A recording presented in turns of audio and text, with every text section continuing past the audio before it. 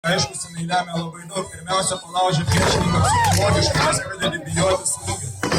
Kirvis yra taškinis smūgis, kuris gali nupaukoti priešininką, jeigu reikia.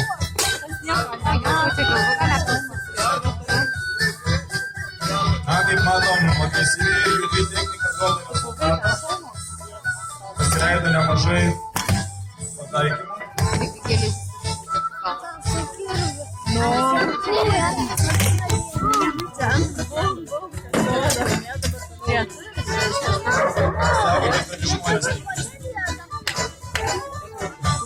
Stebėkite, kaip sakiau, kovotojas neskirtis, pasiekudinėja, tai gali nusidėti.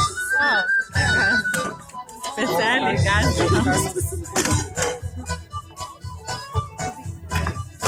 Lietuvis juda kryptingai į priekį, tik tankas nesustabdo. Kamuolys jam paveikia.